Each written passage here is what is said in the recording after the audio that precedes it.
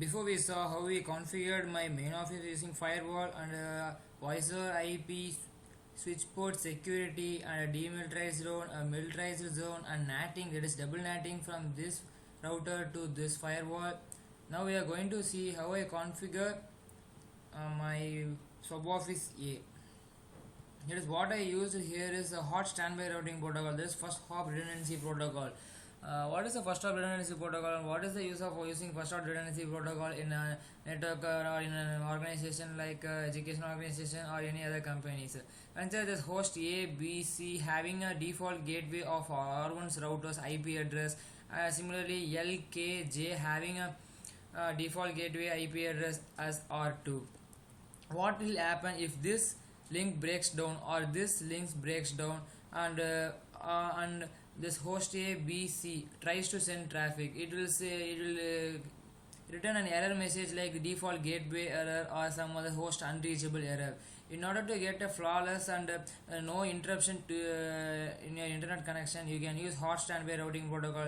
What it will really does is I will set an IP address which is like a token and it can be passed to another router in case of this router is failed. Consider the ABC's default gateway is R1 and I will not give the IP address of R1 as its default gateway. I will be having a virtual IP address and I will assign to this R1 to pass as a token. This token will be initiated at R1. In case of this link broken, this R1 transfers that virtual packet, that is virtual IP address, to R2 and R2 acts as a default gateway for host A, B and C, through which you can get a flawless internet connection and there is no interruption in your browsing while you are consider a situation you are sending a mail to your office, that is main office head or your project head. There is a link broken in this switch SO S1 to R1. There is, the link is broken, you can't attach the file to the email service or you can't get any type of internet connection. So this hot standby routing protocol gives you a unstoppable internet connection which cannot be stopped by default gateway errors. You can have a look into this. Go into simulation mode.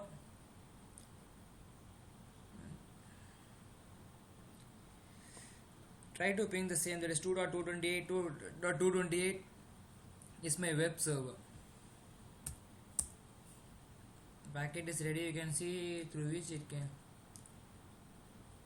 Initially you can see that the R1 has captured this packet and sent to this edge router of suboffice A and it returns back to main office, through which it can go to web server and returns back in the same path. What happens, let's consider a situation, what happens if this link broken? Just close this. This link has been broken and you can see a notification in R2, that is this router, that the token that is standby active in your command line interface. You can see that the dead timer, that is as I am using an open shortest first, it gives a dead timer for this router and you can see that standby active, that is group 1 state standby active, and this acts as a default gateway for host ABC, so that host ABC cannot be interrupted due to default gateway errors. Now let's try to ping the same server, that is 2.200.228 is a web server in main, and you can see that there is you can get a replay packets from 200.228 through which these packets are sent, so that you can go to simulation mode and you can try and you can trace the path, that is going to this command prompt 200.228. You can see that this captures the SAS1 captures the packet from host A and sends to the nearby switch and thus sent to the R2, and R2 now acts as a default gateway for host A, B, C. The same way it will forward packet and it will be coming back to host A. I will be giving a priority like that packet, that is token virtual IP address which I gave to R1 as a priority. R1 has a priority for that virtual IP address high and this is low. Why should give this priority? Because when this link comes back, this router will go back to its standby mode and this will become its active mode. Just you can see then this command line interface.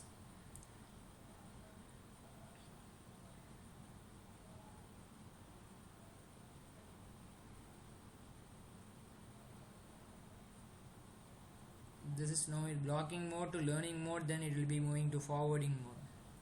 Just to fast forward in order to, now it becomes green.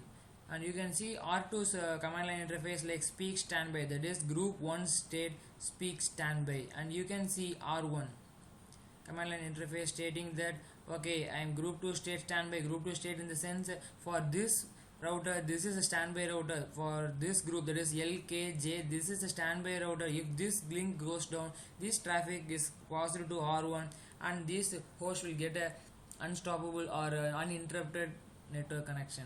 And you can see that group 1 standby active. Group 1 standby active.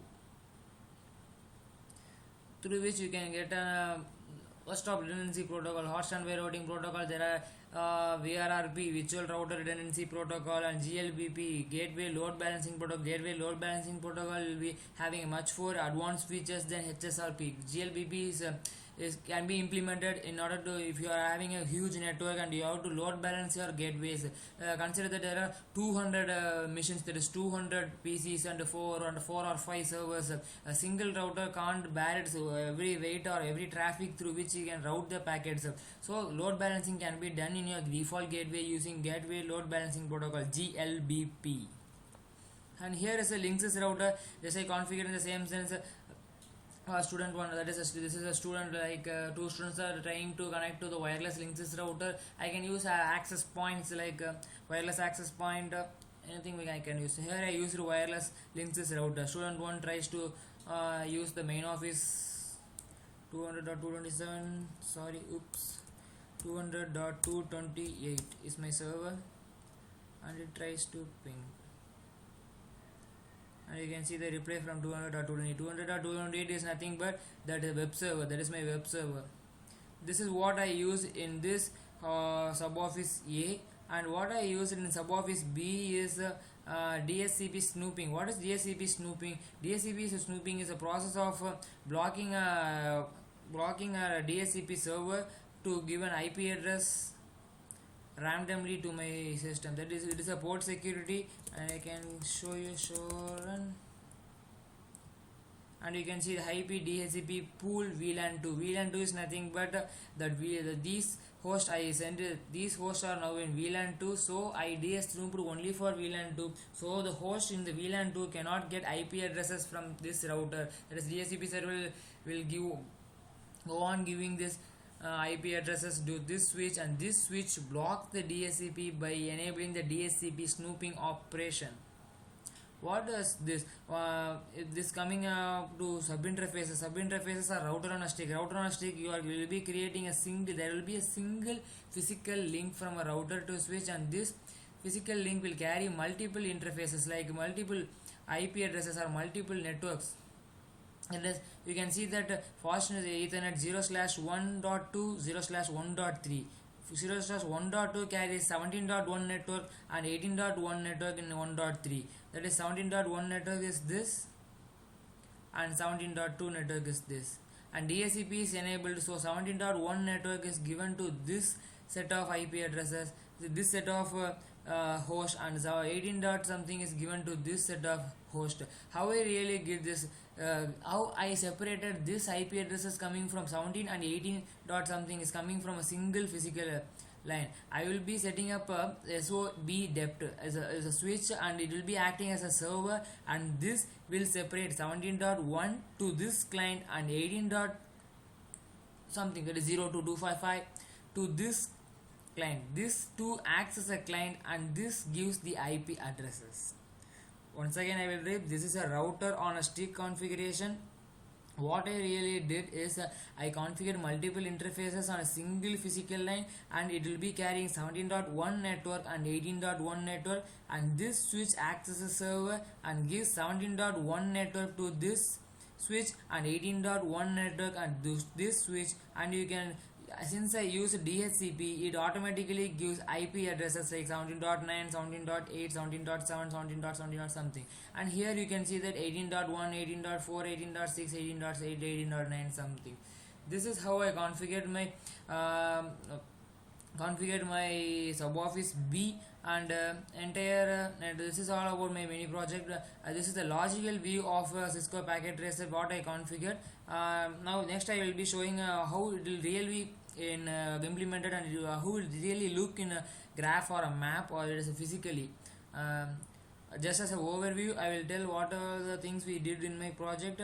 That is a voice over IP using IP addresses. You can use telephony systems and port security, that is you can block unknown users or hackers in your local area network to access your network or internet without your permission. This is DHCP snooping, DHCP port port forwarding is port blocking is used here, and it automatically learns one MAC addresses. You can set the number of MAC addresses it should learn. I set this MAC address learning is to 1, so it only learns the MAC address of a single system. When it is transported to another system, it will block. You can use any restriction methods like restrict, block, shutdown. I use shutdown. Whenever this system tries to ping outside world, this link will go to shutdown.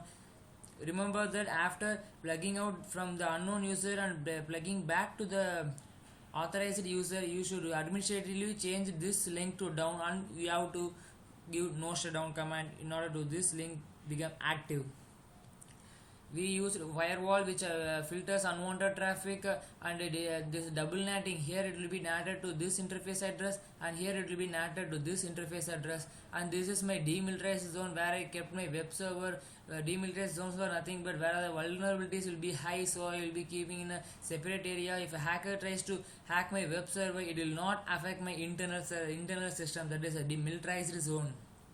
The concept used here is a frame relay concept. Frame relay is a concept which can be used for connecting multiple offices using internet service provider.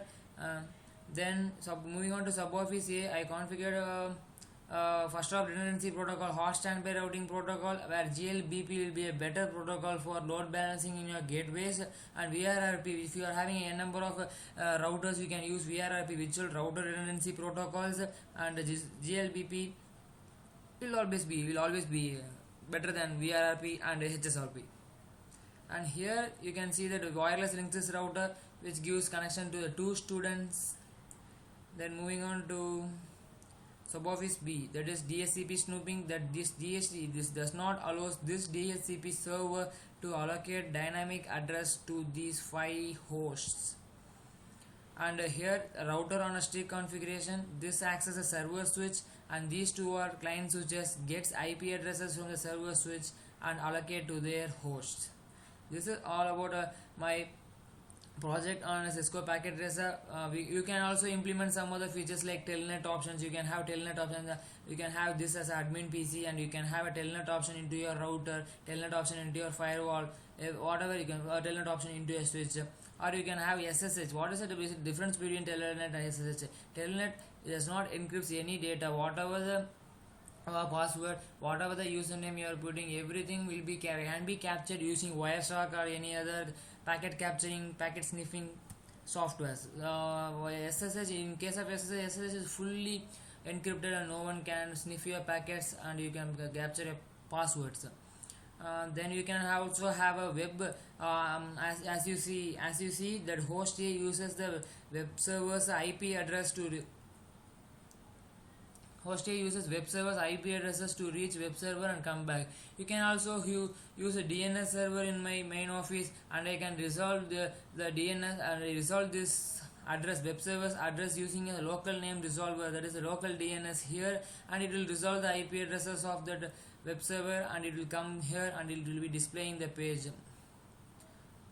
You can implement these features: DNS, web servers, SMTP. You can have mail servers in your main office, where some set of users can have access to your mail servers, and file transfer protocol servers, which FTP servers. You can have a FTP server in a demilitarized zone, and you can allow only from this network you can use them. The major what you can see here is whatever the IP addresses used here are really wasted. There is /24 means there will be a 255 hosts, and here I am having only 16 hosts. If you see here, I am using only /24 addressing mode, that is a slash 24 prefix. There is only 3 PCs on that network. You can make this efficient, IP efficient, by having a VLSM, variable length subnet masking, which will reduce the IP wastage, and you can expand based on increasing the prefix values, blah blah, everything whatever you want to do you can do with the VLSM. um, Whatever I discussed before is like a logical view, and this will be a physical view. You can see that my main office is here, that is Tamil Nadu is my main office, and Maharashtra is my one of my sub offices are located in Maharashtra, and another one is in Himachal Pradesh. When you enter Tamil Nadu, you can see the main office building. You can see how the PCs and IP phones are allocated. There is 2 labs. Consider there are 2 labs, and this is my wiring closet. You can see 1, 2, 3, 4. These 4 switches are placed in my closet rack. The same way you can see whatever you want to see. You can see that is if you go to navigation, main office is in Tamil Nadu.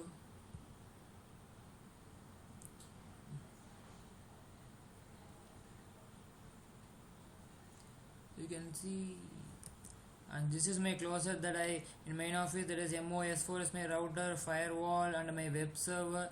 This is how I place my physical devices in my rack, and this is my router, and this is my router. You can see the console cable, and you can plug out and plug in. It automatically restart. In the same way, you can go to a sub offices, sub office 1 and sub office 2. Sub office 1, that is my sub office 1, and this is how PCs and my wireless Linksys routers with 2 students connected with them. This is just a physical view of what we saw in before tutorial, like a logical view.